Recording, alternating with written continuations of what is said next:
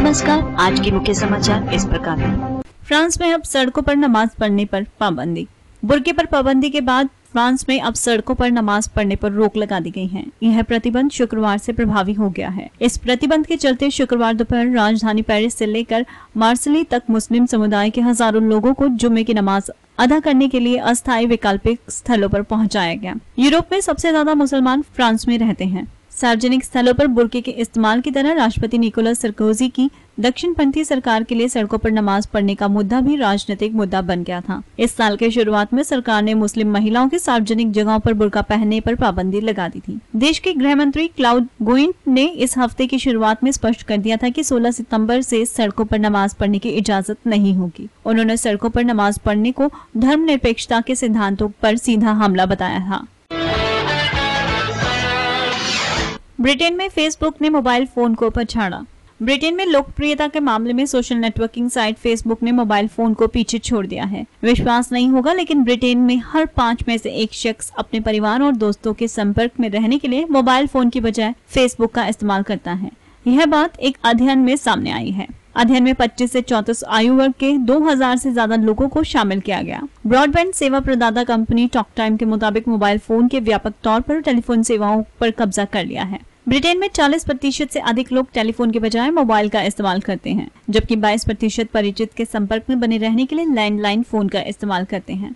Daily telegraph में छपी एक रिपोर्ट के मुताबिक 10 लाख से अधिक ब्रिटिश परिचितों से बात करने के लिए सप्ताह में एक बार ही लैंडलाइन फोन का इस्तेमाल करते हैं, जबकि घर छोड़कर जा चुके बच्चों से बात करने के लिए माता पिता घर के फोन का ही इस्तेमाल करते हैं। एक अन्य अध्ययन के मुताबिक महिलाएं अपने पिता की तुलना में अपनी माँ से फोन पर बात करना ज्यादा पसंद करती हैं। वह दिन में 2 बार फोन पर माँ से बात करती हैं और अपनी बहन को 2 दिन में 2 बार मोबाइल पर संदेश भी भेजती हैं। याहू के अधिग्रहण के प्रयास में सिल्वर लेक। निजी equity firm silver lake partners तथा अन्य कुछ कंपनियां संकटग्रस्त इंटरनेट कंपनी याहू इंक के अधिग्रहण की संभावनाएं टटोल रही हैं। वॉल स्ट्रीट जर्नल ने जानकार सूत्रों के हवाले से यह रिपोर्ट प्रकाशित की है। इसमें कहा गया है कि संभावित बोलीदाताओं ने कंपनी का पूरा या आंशिक रूप से खरीदने के लिए याहू से संपर्क किया है। इसमें कहा गया है कि संभावित बोलीदाताओं ने कंपनी को पूरा या आंशिक रूप से खरीदने के लिए याहू से संपर्क किया है। रिपोर्ट के अनुसार सिल्वर लेक के कार्यकारी उन संभावित बोलीदाताओं में शामिल हैं जिन्होंने किसी सौदे के लिए याहू के निदेशकों से मुलाकात की, लेकिन याहू ने फर्म से मुलाकात नहीं की। रिपोर्ट के अनुसार याहू ने संभावित बोलीदाताओं को संकेत दिया है कि उस पर जल्दी सौदा करने का कोई दबाव नहीं है। रिपोर्ट में कहा गया है कि सिल्वर लेक तथा याहू ने इस बारे में कोई टिप्पणी नहीं की है। जेट एयरवेज ने विमान किराया बढ़ाया। विमान ईंधन में 2.5% वृद्धि के बीच जेट एयरवेज ने शुक्रवार को यात्री टिकट पर ईंधन अधिभार 200 रुपए बढ़ा दिया है। यह बढ़ोतरी कल रात से प्रभावी होगी। किंगफिशर तथा एयर इंडिया जैसी अन्य कंपनियों ने इस मामले में अभी निर्णय नहीं किया है। दिल्ली के हवाई अड्डे पर विमान ईंधन ATF का दाम आज से 1429 रुपए प्रति किलोमीटर या 2.5% बढ़कर 57,679 रुपए प्रति किलोमीटर हो गया है। ATF का दाम हर हवाई अड्डे पर अलग अलग होगा और यह स्थानीय बिक्री कर या वैट पर निर्भर करता है। जेट के प्रवक्ता ने कहा कि ATF कीमतों में हाल ही की वृद्धि के कारण जेट एयरवेज ने घरेलू खंड में ईंधन अधिभार 200 रुपए बढ़ाने का फैसला किया है। उन्होंने ये भी कहा कि 17 सितंबर 2011 से यह वृद्धि जेट एयरवेज, कनेक्ट तथा जेट लाइट की सभी उड़ानों पर लागू होगी। अमेरिका में बढ़ी बेरोजगारी। अमेरिका में पिछले हफ्ते बेरोजगारी भत्ते के आवेदन की संख्या 11,000 बढ़कर 4,28,000 हो गई है। लगभग 3 महीनों में यह सबसे बड़ी संख्या है। यह जानकारी अमेरिकी श्रम विभाग ने गुरुवार को दी है। यह संख्या विशेषज्ञों द्वारा किए गए दावे के अनुमान 4,18,000 से काफी अधिक है। अमेरिका में बेरोजगारी की आधिकारिक दर 9.1% बनी रही। अगस्त की यह रिपोर्ट फरवरी 1945 से लेकर अब तक की पहली ऐसी रिपोर्ट है जिसमें नए रोजगार में कोई वृद्धि प्रदर्शित नहीं की गई है। अगस्त के इस निराशाजनक आंकड़े के अलावा श्रम विभाग ने जून और जुलाई के अपने आंकड़ों में भी 58,000 तक की कमी की है, यानी 2 महीनों की वृद्धि के दौरान केवल 1,05,000 नए पद सृजित हुए। अर्थशास्त्रियों का कहना है कि अमेरिका को जनसंख्या वृद्धि के साथ मात्र तालमेल बिठाने के लिए हर महीने लगभग 1,50,000 नए पद तैयार करने होंगे, जबकि मंदी के दौरान समाप्त हुई 84 लाख नौकरियों की भरपाई के लिए काफी ऊंची दर की नई नौकरियां तैयार करनी होंगी। अतीत में हुए आर्थिक सुधारों में हर महीने औसतन 2.5 लाख नए पद सृजित हुए थे और बेरोजगारी का दावा करने वालों की संख्या 4 लाख के नीचे थी। 3 सितंबर को समाप्त हुए सप्ताह में सरकार की ओर से बेरोजगारी भत्ता पाने वालों की संख्या 12,000 तक की कमी के साथ 37.30 लाख पर आ गई है। चार्ल्स शोबराज की पत्नी बिग बॉस 5 में।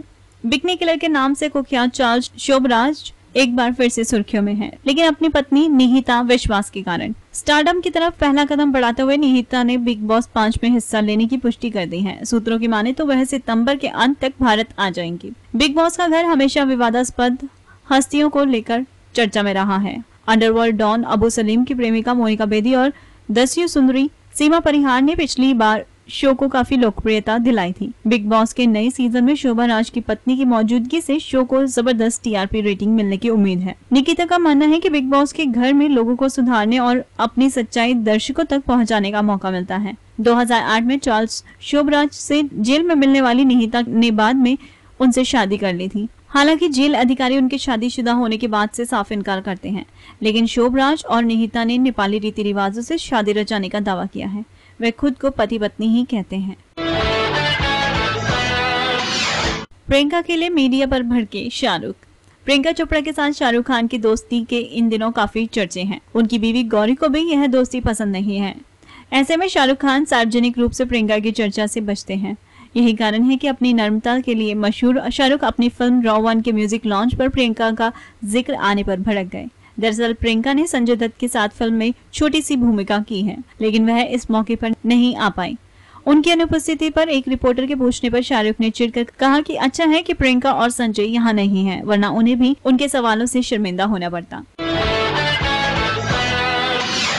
रजनीकांत के फैंस डर्टी पिक्चर से नाराज। रजनीकांत के फैंस विद्या बालन की फिल्म द डर्टी पिक्चर के ट्रेलर दिखाए जाने के बाद से नाराज हैं। सूत्रों के मुताबिक नसीरुद्दीन शाह के किरदार को लेकर लोगों में गुस्सा है, क्योंकि फिल्म में उनका किरदार रजनीकांत से प्रेरित दिखाया गया है, जबकि निर्माता का कहना है कि फैंस बेकार ही नाराज हो रहे हैं।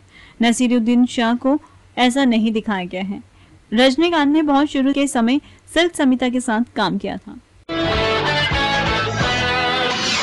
अमेरिकी एयर शो में दुर्घटना, 3 की मौत। अमेरिका के नेवादा राज्य में चल रहे एयर शो में द्वितीय विश्व युद्ध के समय एक लड़ाकू विमान नियंत्रण खोकर दर्शक दीर्घा में गिर गया, जिससे कम से कम 3 लोगों की मौत हो गई और 50 से ज्यादा लोग घायल हो गए। दुर्घटना के बाद का दृश्य काफी भयानक रहा। चारों तरफ मानव अंग बिखरे पड़े थे और विमान का मलबा जल रहा था।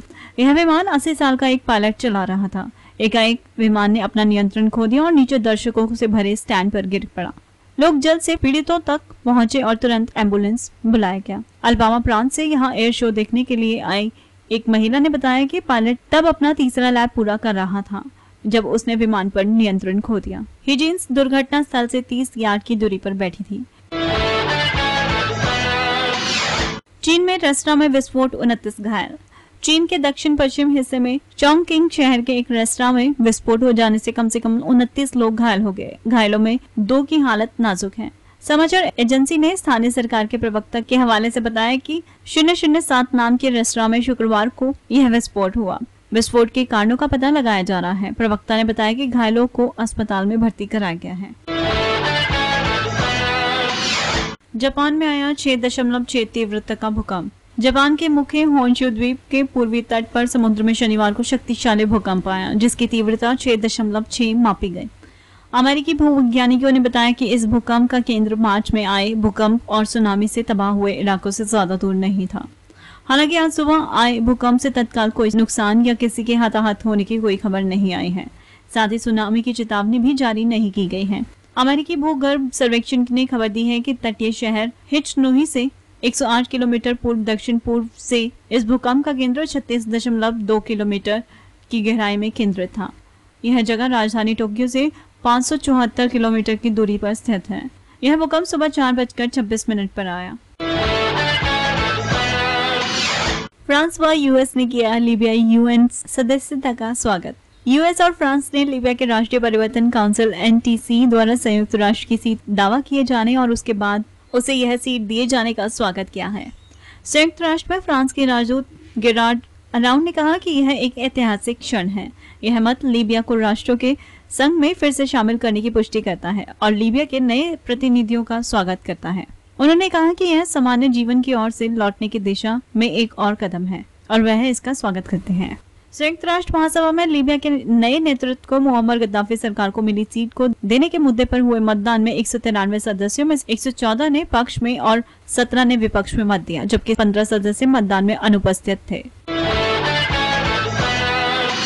और अब आज के मौसम की जानकारी। शनिवार की सुबह आसमान में बादल रहेंगे, वहाँ धूप के साथ तापमान रहेगा 7 डिग्री सेल्सियस। दिन के समय ज्यादातर बादल रहेंगे, वह हल्की धूप के साथ तापमान रहेगा 15 डिग्री सेल्सियस। और शाम के समय भी बादलों का समा बना रहेगा, वह तापमान रहेगा 11 डिग्री सेल्सियस। और रात भर आसमान साफ रहेगा और तापमान रहेगा 2 डिग्री सेल्सियस। तो ये थी आज तक की न्यूज और अब समय हो चुका है विदा लेने का।